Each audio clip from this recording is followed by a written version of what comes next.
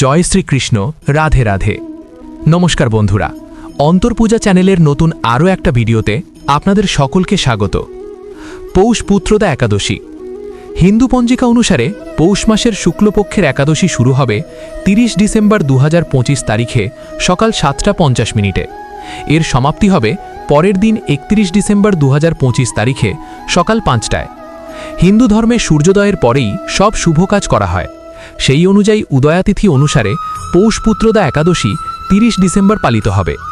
পৌষ পুত্রদা একাদশী ব্রত মূলত সেই সব মহিলারা পালন করেন যারা পুত্র সন্তানের আকাঙ্ক্ষা পোষণ করেন। এই দিনে ভগবান বিষ্ণুর আরাধনা করা হয় এবং পুত্র সন্তানের আশীর্বাদ লাভের জন্য ভক্তিভরে পূজা করা হয়। পৌষ মাসের শুক্লপক্ষতে আসে এই একাদশী। এই একাদশীকে সন্তান লাভের কামনা এবং সন্তানের কল্যাণের জন্য খুব শুভ মনে করা হয়। মূল টপিকে যাওয়ার আগে আমার দর্শক বন্ধুদের কাছে অনুরোধ, ভিডিওটি মনোযোগ সহকারে সম্পূর্ণ দেখার। চলুন জেনে নেওয়া যাক পৌষ পুত্রদা একাদশী পালনের সঠিক নিয়ম ও পদ্ধতি। একাদশীর আগের দিন অর্থাৎ দশমী তিথিতে সূর্যোদয়ের আগে নিরামিষ আহার গ্রহণ করতে হয়। এদিন থেকেই মনে শুদ্ধ ভাব রাখা এবং ব্রহ্মচর্য পালন করা শ্রেয়। একাদশীর দিন সূর্যোদয়ের আগে ঘুম থেকে উঠে পবিত্র নদীতে স্নান সেরে পরিষ্কার বস্ত্র পরিধান করুন। এরপর বিষ্ণুর সামনে হাত জোড় করে ব্রত পালনের সংকল্প করুন। শ্রী বিষ্ণু বা শ্রীকৃষ্ণের চরণে তুলসী পাতা, ফল, ফুল এবং ধূপ দীপ দিয়ে পূজা করুন। এদিন ওং নমো ভগবতে বাসুদেবায় মন্ত্র জপ করা অত্যন্ত ফলদায়ক। উপবাস। এই ব্রত নির্জলা অর্থাৎ জল ছাড়া বা সজলা অর্থাৎ জলসহ রাখা যায়, তবে শারীরিক সামর্থ্য না থাকলে ফল ও দুধ খেয়ে উপবাস করা যেতে পারে। এই দিন কোন কোন খাবার খাওয়া শুভ? পৌষ পুত্রদা একাদশীতে ফল, দুধ, সাবু, দেশি ঘি ও গুড় দিয়ে তৈরি খাবার, মিষ্টি আলু, শিমুল আলু খাওয়া শুভ, যা শরীরকে শক্তি যোগায় ও মনকে শান্ত রাখে। পাশাপাশি শস্য, ডাল, ভাতের মতো খাবার বর্জন করা উচিত। মূল লক্ষ্য হল শরীর ও মনকে শুদ্ধ রাখা। তাই পেঁয়াজ, রসুন, আমিষ, অতিরিক্ত মশলাযুক্ত খাবার বাদ দিয়ে সাত্ত্বিক ও হালকা খাবার খাওয়া ভালো। এদিন মিথ্যা কথা বলা, কারো নিন্দা করা বা ক্রোধ প্রকাশ করা উচিত নয়। সম্ভব হলে একাদশীর রাতে জেগে থেকে ভজন কীর্তন বা ভগবানের নাম জপ করা অত্যন্ত পুণ্যদায়ক। পারণের সময়। একাদশী ব্রত পারণের দ্বাদশী তিথিতে করা হয়। সেই হিসেবে পৌষ পুত্রদা একাদশী ব্রতের পারণ সময় হবে 31 ডিসেম্বর দুপুর 1:29 থেকে দুপুর 3:33 পর্যন্ত। তুলসী পাতা মিশ্রিত চরণামৃত বা প্রসাদ খেয়ে উপবাস ভঙ্গ করতে হয়। পারণের আগে ব্রাহ্মণ বা দরিদ্রকে অন্ন বা দান প্রদান করা শুভ। পৌষ পুত্রদা একাদশীর দিনে দানকে বিশেষ ফলদায়ক মনে করা হয়। ভাগবত পুরাণে বলা হয়েছে যে কোনো শুভ দিনে দান করলে ব্যক্তি অসীম পুণ্য এবং মোক্ষ লাভ করে। ধর্মগ্রন্থে বলা হয়েছে যে পুত্রদা একাদশীর দিনে ব্রাহ্মণ এবং দরিদ্র অসহায় মানুষদের দান করলে অক্ষয় পুণ্য লাভ করা যায়। পৌষ পুত্রদা একাদশীতে অন্ন দানকে সর্বশ্রেষ্ঠ মনে করা হয়। তাই এই দিন কোনো দুঃখী, দরিদ্র, অসহায় মানুষকে অন্ন দান করুন। এই দিনে দান করা নারায়ণ সেবার সমান বলে মনে করা হয়। চলুন এবার মনকে শান্ত করে শুনে নেওয়া যাক এই পৌষ পুত্রদা একাদশীর ব্রতকথা। একদিন ধর্মরাজ যুধিষ্ঠির ভগবান শ্রীকৃষ্ণকে জিজ্ঞাসা করলেন, হে প্রভু, পৌষ মাসে একাদশী ব্রত পালন সম্পর্কে আমাকে বলুন। এই দিনে কোন দেবতার পূজা করা উচিত এবং সঠিক পদ্ধতি কি? এর উত্তরে ভগবান শ্রীকৃষ্ণ বললেন, হে রাজা, পৌষ মাসের শুক্লাপক্ষের একাদশীর নাম পুত্রদা একাদশী। এই একাদশী পালন নির্ধারিত আচার অনুষ্ঠান অনুসারে করা উচিত। এই ব্রতে ভগবান নারায়ণের উপাসনা করা উচিত। এর দ্বারা অর্জিত পুণ্যের দ্বারা একজন ব্যক্তি পুণ্যবান, জ্ঞানী এবং সমৃদ্ধ হন।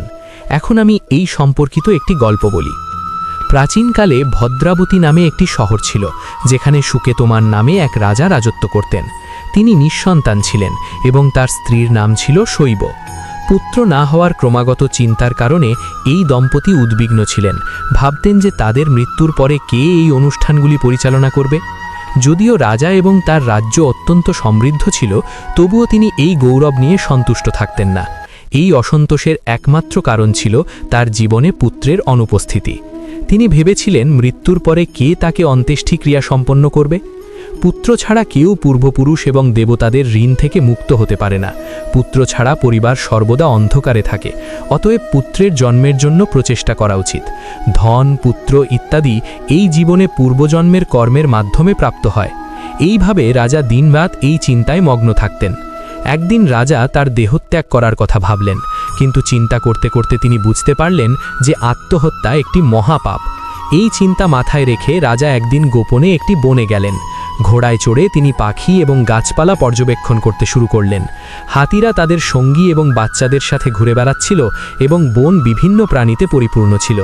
রাজা তার চারপাশের দৃশ্যগুলি পর্যবেক্ষণ করতে করতে গভীর চিন্তায় ডুবে গেলেন। কিছুক্ষণ পর তৃষ্ণার্ত হয়ে রাজা অস্থির হয়ে পড়লেন এবং জল খুঁজতে শুরু করলেন।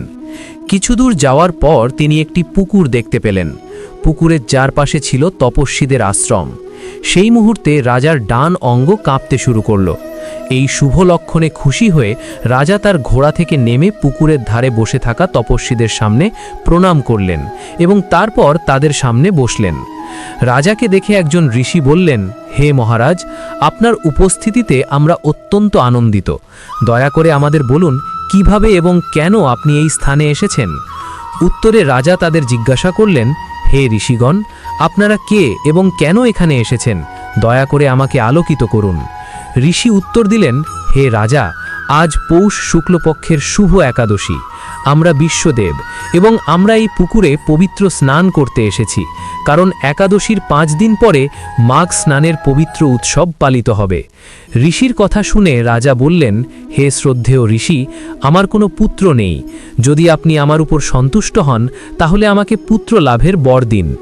ঋষি উত্তর দিলেন, হে রাজা, আজ পুত্রদা একাদশী। আপনি যদি অবশ্যই এই উপবাস পালন করেন তবে সবচেয়ে ভালো হবে। ভগবানের কৃপায় এই একাদশী উপবাসের পুণ্যে নিঃসন্দেহে আপনার একটি পুত্র লাভ হবে। ঋষির কথা মেনে রাজা একাদশীর উপবাস পালন করলেন, দ্বাদশীতে পরাণ করলেন, ঋষিদের প্রতি শ্রদ্ধা নিবেদন করলেন এবং অবশেষে তার প্রাসাদে ফিরে এলেন। অবশেষে রানী গর্ভধারণ করলেন এবং 9 মাস পর তিনি একটি পুত্র সন্তানের জন্ম দিলেন, যা ছিল এক প্রকৃত রত্ন। অবশেষে রাজপুত্র অত্যন্ত বীর, ধনী, সফল এবং প্রজাদের রক্ষাকর্তা হয়ে উঠলেন। ভগবান শ্রীকৃষ্ণ বললেন, হে রাজা, পুত্র লাভের জন্য পুত্রদা একাদশীর উপবাস পালন করা উচিত।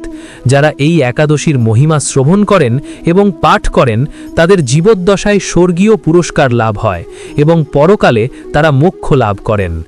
বন্ধুরা, এই ছিল আজকের ভিডিও। আশা করি এই ভিডিওটি আপনাদের ভালো লেগেছে। যদি ভিডিওটি ভালো লেগে থাকে অবশ্যই লাইক ও আমাদের চ্যানেলটি সাবস্ক্রাইব করে রাখুন আর কমেন্টে ভক্তি ভরে লিখুন, জয় শ্রীকৃষ্ণ, রাধে রাধে। ধন্যবাদ।